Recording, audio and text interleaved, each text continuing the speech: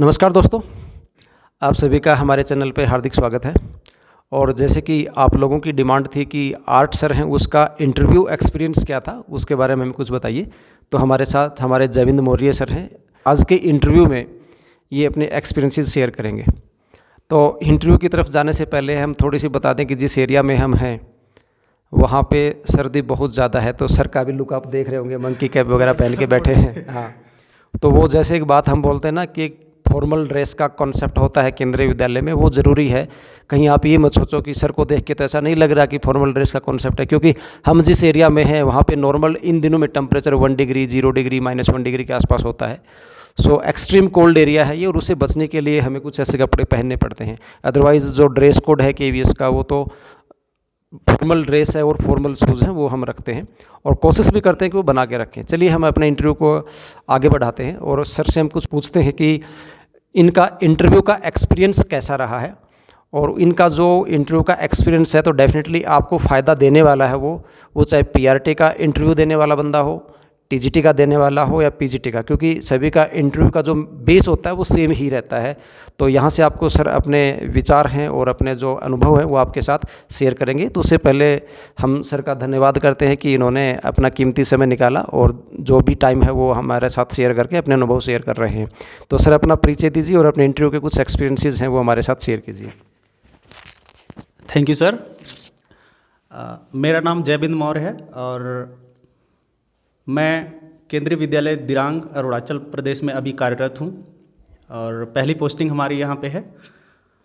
तो इंटरव्यू जो है वो बहुत इम्पॉर्टेंट है, क्योंकि रिटन एग्ज़ाम क्लियर करने के बाद भी हमको ये संशय, मन में संदेह बना रहता है कि हमारा सिलेक्शन हो पाएगा या नहीं होगा।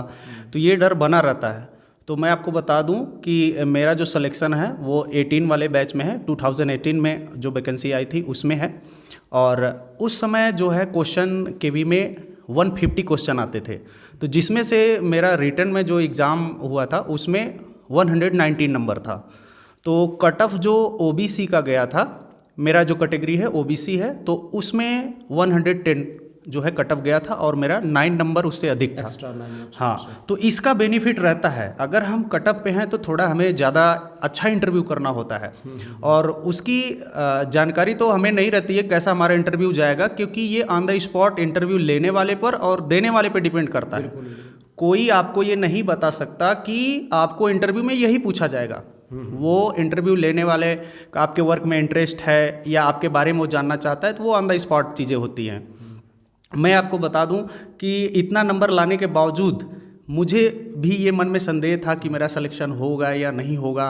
तो एक चीज़ मैं बताऊं कि जब भी आप इंटरव्यू देने जाएं तो वहाँ पे जो रूल्स हैं, जैसे फॉर्मल ड्रेस में जाएं, है ना, अपने हेयर बहुत अच्छे से कट करें, और जैकेट या सूट पहनना ज़रूरी नहीं, आपको फॉर्मल ड्रेस होना है, फॉर्मल जूता होना है आपके पास, वो पहन के जाइए। और अगर आर्ट स्टूडेंट आप हैं, जैसे फाइन आर्ट किए हैं, तो उनको तो माउंट ये सारी चीज़ें जानकारी है कि वर्क को कैसे हम बेहतर बनाएं। पहले आप पोर्टफोलियो बनाइए। देखिए क्या है कि पोर्टफोलियो में क्या है कि अलग अलग वर्क आप रखिए, जैसे टेक्सटाइल के अलग वर्क, कुछ डिज़ाइन के अगर आपके पास वर्क हैं तो एक तरह के वर्क एक फाइल में रखें, फाइल बना के ले जाइए। और इंटरव्यू में आपको 3 या 4 लोग मिलने वाले हैं, वो लेडीज़ भी हो सकते हैं, जेंट्स भी हो सकते हैं। तो ये आपको बेनिफिट करेगा, क्योंकि अगर आप 3-4 फाइल लेके जाएंगे तो जब वहाँ पे प्रेजेंट करेंगे तो वो हो सकता है आपके फाइल में इंटरेस्ट रखें, तो आपका फाइल देखने लगे, तो कम से कम वो व्यस्त रहेंगे उसमें। हाँ, उनको पता लगेगा कि आप कैसा काम कर रहे हैं। हाँ, उनको ये पता लगेगा कि आप कैसा काम कर रहे हैं।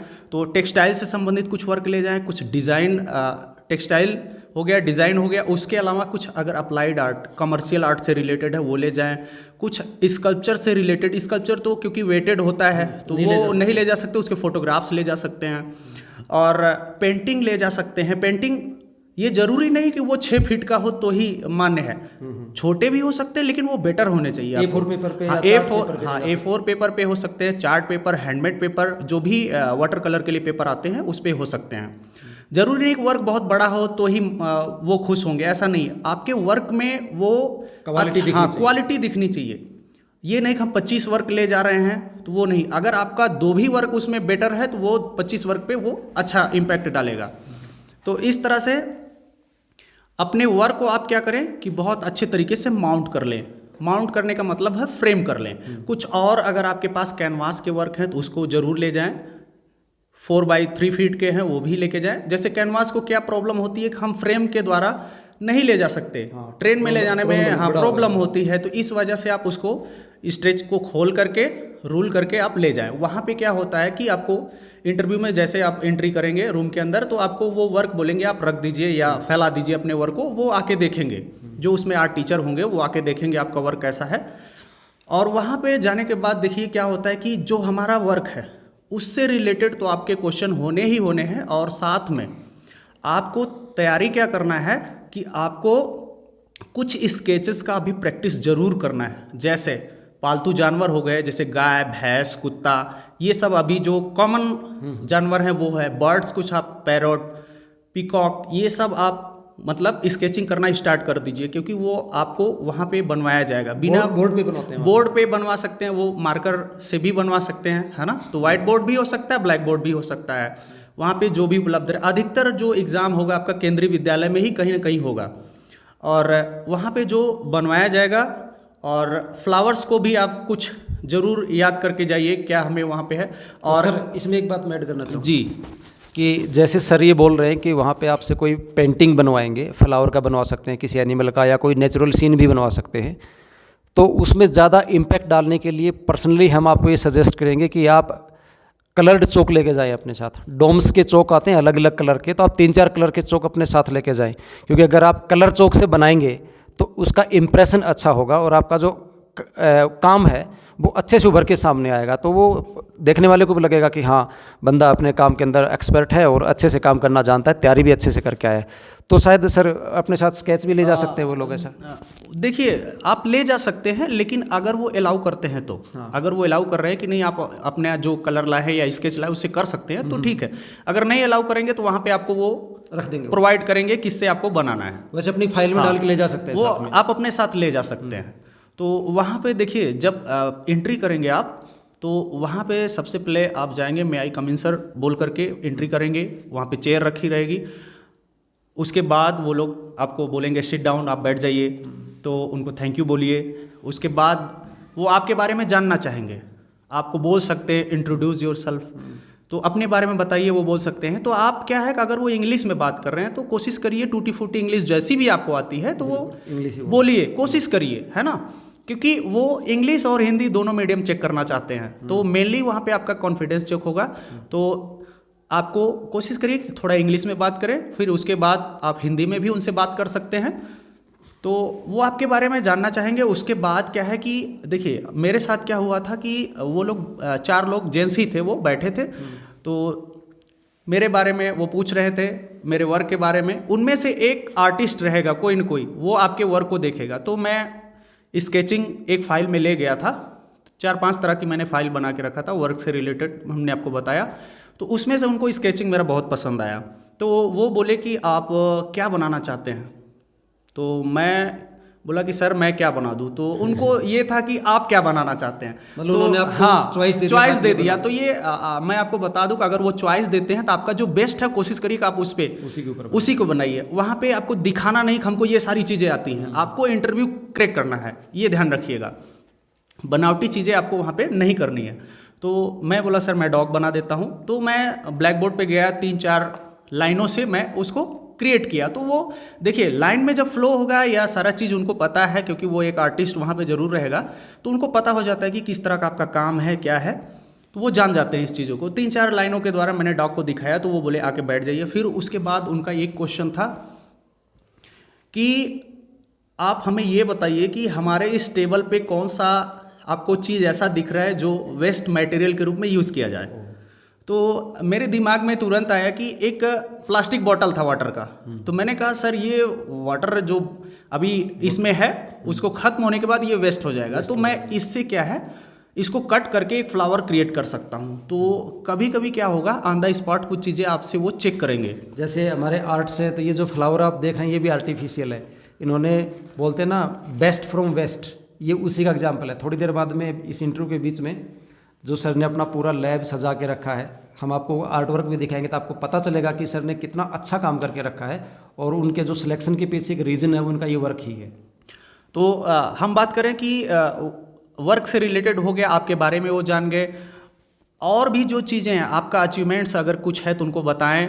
वैसे बायोडाटा में वो सारा चीज़ आप लिखेंगे, जो भी चीज़ें आपसे रिलेटेड हैं वो लिखेंगे, और जो भी वो चीज़ें बोल रहे हैं उनको ध्यानपूर्वक सुनिए, और अगर कहीं गलती हो जाती है तो सॉरी ज़रूर बोलिए, और कोशिश ये करिए कि आप बनावटी बातें वहाँ मत करें। अगर वो कुछ आपसे पूछ रहे हैं या जानना चाह रहे हैं तो ऐसा नहीं कि आप कुछ बढ़ा चढ़ा के बता रहे हैं, क्योंकि वो एक्सपीरियंस वाले होते हैं। बिल्कुल झूठ नहीं चलेगा। हाँ, वहाँ पे बिल्कुल झूठ मत बोलिए, वहाँ पे माइनस मार्किंग होने के चांसेस रहेंगे।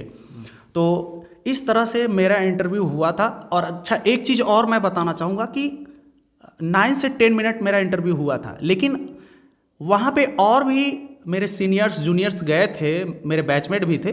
तो किसी किसी का अगर इंटरव्यू 3 या 4 मिनट भी चलता है तो आप ये कभी मत सोचिए कि मेरा सिलेक्शन नहीं होने वाला है। ये भी बातें हैं। कुछ लोग को लगता है इसका 10 मिनट इंटरव्यू गया है इनका, तो इनका चांसेस ज़्यादा है। ऐसा कुछ नहीं। वो आपसे कुछ अगर उनको इंटरेस्ट आ रहा है, आप में पूछना चाह रहे हैं, कुछ आप बता पा रहे हैं तो ठीक है, नहीं बता पा रहे हैं तो भी ठीक है। तो ये ज़रूरी नहीं कि 10 मिनट चले तभी आपको अच्छा मार्क्स मिलेगा। तो आप अच्छा मार्क्स इन सब बातों को ध्यान में रख कर, जिस तरह से हमने बताया है उस तरह से अगर आप करते हैं तो ज़रूर अच्छा मार्क्स गेन कर पाएंगे और सिलेक्शन आपका निश्चित हो जाएगा। तो सर, आप ये अपने साथ जो पेंटिंग वर्क लेके गए थे, तो वो उन लोगों ने देखा होगा कि हाँ, बोला भी होगा कि अपना पेंटिंग वर्क दिखाइए। उनके जो मेरे स्केचेस थे उनको बहुत पसंद आए। जो फाइल मैंने बताया 3-4 तरह की फाइल ले जाइए और उनके टेबल पर रख दीजिए, वो खुद उसमें से देखेंगे। वो अगर उनको अच्छा लगेगा तो उसके बारे में आपको जानना चाहेंगे। और एक चीज़ और बता रहे हैं, पेंटिंग में ये खास बात याद रखना है कि दूसरे का वर्क आप कभी मत लेके जाइए, अपना लेके जाइए, क्योंकि उससे रिलेटेड अगर वो क्वेश्चन करते हैं तो आपने उस वर्क को किया है तो आप उसके बारे में बता पाएंगे। ओरिजिनल वर्क होना चाहिए। ओरिजिनल वर्क हो। कुछ लोग फोटोग्राफ भी ले जाते हैं पोर्टफोलियो बनाकर, तो फोटोग्राफ ले जा सकते हैं, बट जितना ओरिजिनल वर्क इम्पैक्ट डालेगा, उनके ऊपर प्रभाव डालेगा, उतना फोटोग्राफ्स मुझे नहीं लगता है, क्योंकि ओरिजिनल वर्क वो देखेंगे, उसके बारे में आपसे पूछेंगे। एक चीज़ और, जिस तरह का वर्क आपने किया है उससे रिलेटेड कोई भी टेक्निकल वर्ड भी पूछा जा सकता है। जैसे वाटर कलर का माध्यम क्या होता है ना? तो जल रंग के द्वारा, मतलब उसको वाटर कलर मिला करके किया जाता है, वाटर मिला करके किया जाता है, और उसके लिए हैंडमेड पेपर यूज करते हैं, और जो ब्रश उसके लिए यूज करते हैं वो स्क्वायरल हेयर, गिलहरी का बाल होता है। तो इस टेक्निकल भी थोड़ा उससे रिलेटेड चीज़ें पूछी जा सकती हैं। आपसे पेस्टल वर्क के बारे में पूछा जाता है, पेस्टल कलर में क्या होता है, तो उसमें अरेबिक गम मिला होता है ना? और पूछा जा सकता है फिक्सेटिव क्या है। फिक्सेटिव क्या होता है? पेस्टल कलर को जब हम हाथ से उसको मिक्स करके कर लेते हैं तो उसके ऊपर एक घोल होता है स्प्रे की तरह, उससे उसको फिक्स करते हैं, एक बाइंडर का काम करता है। तो इस तरह का भी चीज़ें आपसे वर्क से रिलेटेड और जो पेंटिंग्स है उससे रिलेटेड टेक्निकल चीज़ें भी वो पूछ सकते हैं आपसे। तो रेडी रहिएगा इसके लिए आप। तो ये तो सर आपका जो हैंडवर्क था पेंटिंग का, हाथ से आपने जो काम किया था उसके बारे में बात हो गई। तो क्या इंटरव्यू में आपसे कोई सिलेबस रिलेटेड क्वेश्चन भी पूछा गया था? नहीं, सिलेबस से रिलेटेड नहीं था, मेरे वर्क पे ही वो बात कर रहे थे। लेकिन कभी कभी क्या है, सिलेबस से रिलेटेड पूछ सकते हो। जैसे हमने पेस्टल कलर की आपसे बात की तो वो पूछ सकते हैं सबसे पहले पेस्टल यूज़ कौन किया था। तो एडगर देगा एक आर्टिस्ट हैं जो कि प्रभाववाद से रिलेटेड हैं। प्रभाववाद एक कला का वाद है, एक उसमें क्या है कि बहुत सारे कलाकार हैं। तो देगा जो है इम्प्रेशनिज्म आर्टिस्ट हैं, उसमें उन्होंने पहली बार भाप जो वाष्प बनता है उसमें उन्होंने क्या किया कि चाक को उसको भाप में थोड़ा सा वो नर्म करने के लिए, उससे जब चाक नर्म हो गई तो वो डांस फॉर्म उन्होंने ज़्यादा बनाया है। जैसे किसी भी फॉर्म को कोई डांस कर रहा है उसमें वो कैप्चर करने की कोशिश किए। तो डांस उनका बहुत ही फेमस चित्र भी है। तो देगा ने सबसे पहले पेस्टल कलर का प्रयोग किया था। तो इस तरह का भी कुछ टेक्निकल चीज़ें पूछी जा सकती है। जैसे ऑयल कलर की अगर हम बात करें तो भारत में ऑयल कलर राजा रवि वर्मा उसके जन्मदाता हैं, जो 20वीं सदी के महान कलाकार माने जाते हैं। और अगर वर्ल्ड में बात करें तो जेन वॉन आइक बंधुओं ने ऑयल कलर का खोज किया है। तो इस तरह से आप टेक्निकल चीज़ें भी उससे जानते रहिए। तो सर एक ऐसा भी है कि जो भी हमारा एस्पिरेंट होगा, जो कैंडिडेट है इंटरव्यू वाला, तो जिस स्टेट से बिलोंग करता है, तो अगर उसके स्टेट से रिलेटेड कोई आर्ट है या उसमें कोई पुरानी चित्रकला संबंधित है कोई, या कोई पुरानी जैसे अजंता एलोरा की गुफा है उस स्टेट से कोई बिलोंग करता है, तो उससे रिलेटेड भी क्वेश्चन पूछ सकता है। तो आप जिस भी स्टेट से हैं तो अपने स्टेट की जो आर्ट है और जो रजिस्टर्ड आर्ट है, जो वेल नोन है, उसके बारे में आप जानकारी रखें, उससे भी आपसे क्वेश्चन पूछ सकते हैं। तो सर इसके बारे में भी आपको कुछ बताएंगे? देखिए, मैं आपको बता दूं कि मेरा जो डिस्ट्रिक्ट है वो आजमगढ़ है, उत्तर प्रदेश से बिलोंग करता हूं मैं। और आजमगढ़ की एक बहुत ही फेमस चीज़ है ब्लैक पॉटरी। ब्लैक पॉटरी जो है वर्ल्ड में फेमस है। आजमगढ़ में एक निज़ामाबाद स्थान है, वहाँ की बहुत ही फेमस है, तो उसके बारे में भी आपको जानना चाहिए। Black pottery Azamgarh, Nizamabad, blue pottery Jaipur Rajasthan, तो ये सब चीज़ें जहाँ से आप बिलोंग करते हैं थोड़ा बहुत उसकी भी जानकारी आप रखिए। तो ये तो सर ने विषय संबंधित जो जानकारियाँ थी वो आपको दी हैं। तो सर इसके अलावा कोई और एक्सपीरियंस हो इंटरव्यू से जस्ट एक दिन पहले का, या जब आप पहुंच रहे थे तब का, या इंटरव्यू के दौरान कोई ऐसी बात हुई हो जिससे आप अनकंफर्टेबल फील हुए हो, या कोई ऐसी बात जिसे आपने बोला हो और जो इंटरव्यू पैनल के लोग थे उन्होंने अप्रिशिएट किया हो कि हाँ बिल्कुल, तो ऐसा कोई अनुभव आपका रहा हो? बिल्कुल सर। तो अब मैं आपको बता दूं कि देखिए, जब भी आपका इंटरव्यू है तो आप समय से पहले निकलिए। ये नहीं कि 9 बजे आपका अगर इंटरव्यू हो तो आप 7:30-8 बजे ज़रूर वहाँ पे उपस्थित हो जाइए। इंटरव्यू आपका वेट नहीं करेगा, ये ध्यान रखिएगा, क्योंकि लाइफ में आपके ये कम समय आता है, इस तरह का चांस बहुत कम होता है। तो जब भी इंटरव्यू, जब भी टाइम दिया जाए उससे कम से कम 1.5-2 घंटे पहले आप उस स्थान पर पहुँच जाएँ किसी भी तरह से। उसके 2 फायदे होंगे, एक तो आपका अननेसेसरी स्ट्रेस भाग दौड़ वाला आपका नहीं रहेगा, और उस जगह को अच्छे से आप देख लेंगे, घूम फिर लेंगे उस जगह में, तो थोड़े से शांत हो जाएंगे आप, तो थोड़ा कॉन्फिडेंस भी आपके अंदर आ जाएगा। और वैसे भाग दौड़ के इंटरव्यू में जाएंगे तो आपका सांस तो वैसे ही फूला रहेगा और आपके मन में डर आ जाएगा, तो उसकी वजह से आपको थोड़ा नुकसान होने का डर है और डिप्रेशन आने का डर है। उससे बचने के लिए अच्छा है कि सर ने सही कहा कि लगभग 1.5 घंटा पहले, 2 घंटा पहले आराम से चले जाएँ, और जो इंटरव्यू का जो स्थान होगा वहाँ पर एक लिस्ट लगी होगी कि कितने रोल नंबर से लेके कितने रोल नंबर तक कौन से पार्ट में है, मतलब जो भी बिल्डिंग होगी कौन से ब्लॉक में वहाँ पे आपका जो इंटरव्यू चल रहा है, कौन सी कमेटी आपका इंटरव्यू ले रही है, तो वो देखने में भी आपको टाइम लग जाता है। तो थोड़ा टाइम से ज़रूर पहुँचें आप। और वहाँ पे है कि आप घबराएं नहीं, क्योंकि मेनली आपका वहाँ कॉन्फिडेंस भी चेक किया जाएगा। और जब कॉन्फिडेंस ही है वो आपको ऑब्जर्व भी करेंगे, उसमें से एक आपको ऑब्जर्व करता रहेगा आप किस तरह की एक्टिविटी कर रहे हैं बैठ करके वहाँ पे। तो इस बात को भी ध्यान रखें, कॉन्फिडेंट रहिए। गलती हो गई तो आप सॉरी बोल दीजिए, उसमें कोई घबराने की बात नहीं है, गलती सबसे हो सकती है ना। तो कॉन्फिडेंस बनाए रखिए, और अपने जब भी आप इंटरव्यू देने जाएँ तो अकेले मत जाएँ, कोई एक साथ में आप लेके जाएं गार्जियन को, क्योंकि आपके जो वर्क हैं और सारी चीज़ें, क्योंकि वो बाहर भी रखवा लेंगे तो आपको वो देखने के लिए उनको ले जाना पड़ेगा।